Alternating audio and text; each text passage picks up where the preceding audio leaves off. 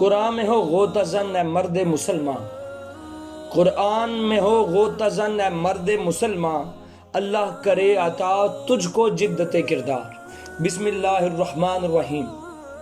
قرآن مجید فرقان حمید میں اللہ سبحانہ و تعالیٰ فرماتے ہیں کہ جو لوگ ہماری نازل کی ہوئی روشن تعلیمات اور ہدایات کو چھپاتے ہیں، حالانکہ یہ ہم نے انہیں سب انسانوں کی رہنمائی کے لیے اپنی کتاب میں داخل کیا تھا، یقین جانو کہ اللہ بھی ان پر لعنت کرتا ہے اور تمام لعنت کرنے والے بھی ان پر لعنت ہی بیچتے ہیں۔ البتہ جو اس روش سے باز آ جائے اور اپنے طرز عمل کی اصلاح کر لے اور جو کچھ چھپاتے تھے اسے بیان کرنے لگے تو ان کو میں معاف کر دوں گا، اور میں بڑا درگزر کرنے والا اور رحم کرنے والا ہوں۔ یعنی وہ لوگ جو اللہ سبحانہ و تعالیٰ کی بیان کردہ آیات، نشانیاں اور ان کے بیانات اور وحیوں کو چھپاتے ہیں، ان پر اللہ کی جانب سے لعنت ہے، یعنی کہ اس کی دنیا اور آخرت میں اللہ کی رحمت سے محرومی ہے۔ اسی تناظر میں امام ترمذی ایک حدیث لے کر آئے ہیں کہ ابو ہریرہ رضی اللہ تعالیٰ عنہ فرماتے ہیں کہ رسول اکرم صلی اللہ علیہ وآلہ وسلم نے فرمایا، جس سے کوئی دین کا مسئلہ پوچھا گیا اور اس نے اسے چھپا لیا تو اللہ قیامت کے دن اسے آگ کی لگام پہنائے گا۔ یعنی یہ اتنا کریٹیکل، اتنا نازک مسئلہ ہے کہ انسان کے تمام اعمال رد کیے جا سکتے ہیں۔ اسی طرح ایک مسلمان کے لیے نبی پاک صلی اللہ علیہ وآلہ وسلم کی سنت پر عمل پیرا ہونا اتنا ہی ضروری ہے جیسے کہ نماز، روزہ، زکوٰۃ اور توحید کا پرچار ضروری ہے۔ قرآن مجید فرقان حمید میں بار بار اللہ کا اس بات پر زور دینا اسی بات کو ثابت بھی کرتا ہے، جیسے سورہ آل عمران میں کہ ان سے کہو کہ اللہ اور اس کے رسول کی اطاعت کو قبول کر لو۔ سورہ نساء میں اے لوگو جو ایمان لائے ہو، اطاعت کرو اللہ کی اور اطاعت کرو رسول کی اور ان لوگوں کی جو تم میں سے صاحب امر ہوں، اور اللہ اور اس کے رسول کی اطاعت کرو اگر تم مومن ہو۔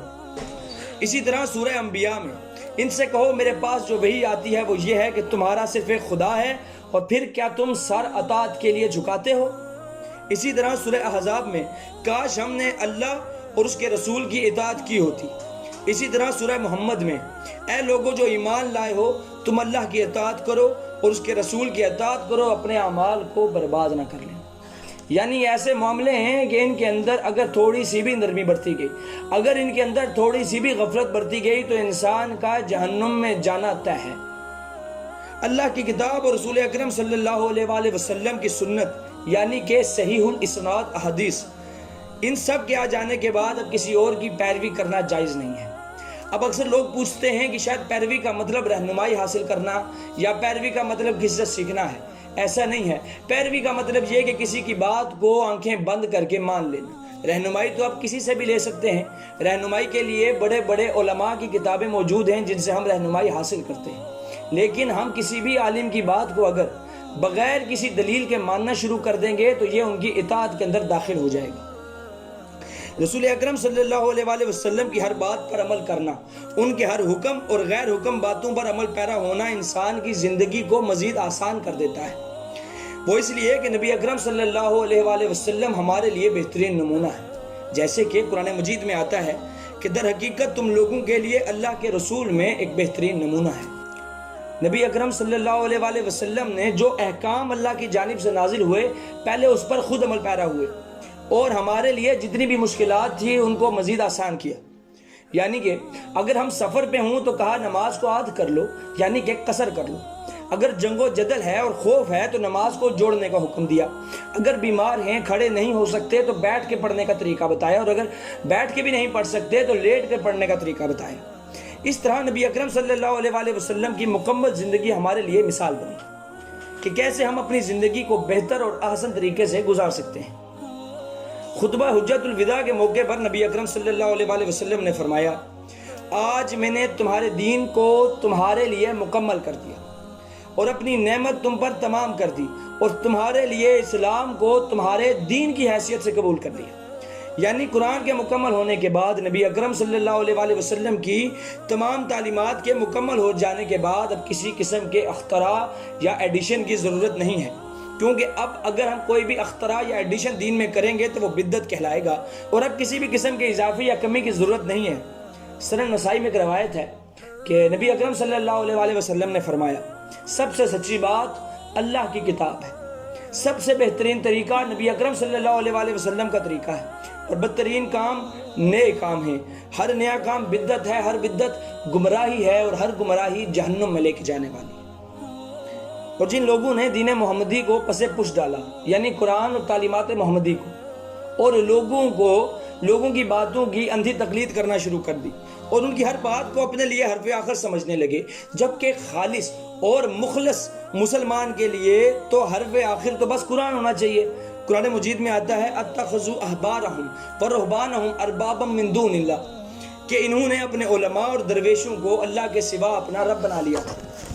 اس آیت کی تفسیر میں مولانا مودودی رحمۃ اللہ علیہ فرماتے ہیں کہ حضرت عدی ابن حاتم جو پہلے عیسائی تھے، جب نبی اکرم صلی اللہ علیہ وسلم کے پاس حاضر ہو کر مشرف با اسلام ہوئے، تو انہوں نے بہت سے سوالوں میں سے ایک یہ سوال بھی کیا کہ اس آیت میں ہم پر اپنے علماء کو رب اور خدا بنانے کا جو الزام عائد کیا گیا ہے، اس کی اصلیت کیا ہے؟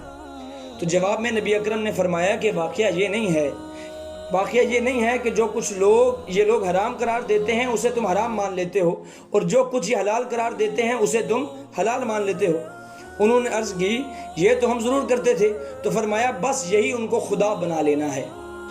اس سے معلوم ہوا کہ کتاب اللہ کی سند کے بغیر جو لوگ انسانی زندگی کے لیے جائز اور ناجائز کے حدود مقرر کرتے ہیں، وہ دراصل خدائی کے مقام پر بعضهم خود متمکن ہوتے ہیں، اور جو ان کے اس حق شریعت سازی کو تسلیم کرتے ہیں وہ لوگ انہیں خدا تسلیم کرتے ہیں۔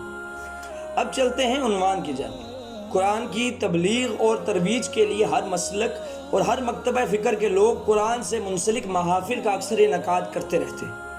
اس سے عام عوام میں قرآن سے متعلق شعور کی بجائے سارے کا سارا زور مظاہرے پر رہتا ہے، جس سے عام عوام کو قرآن مجید کے فائدے معلوم ہونا ناممکنات میں سے ہے۔ تو ہم نے اپنے اس ویڈیو سیشن کا آغاز اسی بات کو زیر بحث رکھتے ہوئے کیا کہ قرآن کے متعلق اللہ کے رسول صلی اللہ علیہ وسلم، صحابہ اور اہل بیت کا منہج اور سلف صالحین کا طریق رکھا جائے، تاکہ عام عوام کے اندر قرآن کے متعلق شوق اور جستجو پیدا کی جائے۔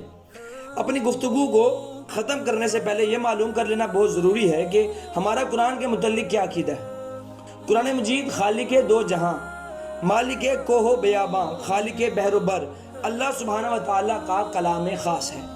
یہ کلام بعد از خدا سب سے بہترین اور کامل ہستی جناب آقائے دو جہاں سید المرسلین خاتم النبیین جناب محمد صلی اللہ علیہ وآلہ وسلم پر نازل ہوا، اور یہ ہر اعتبار سے محفوظ ہے کیونکہ اللہ نے اس کی حفاظت کا ذمہ لیا ہے۔ وما علینا الا البلاغ۔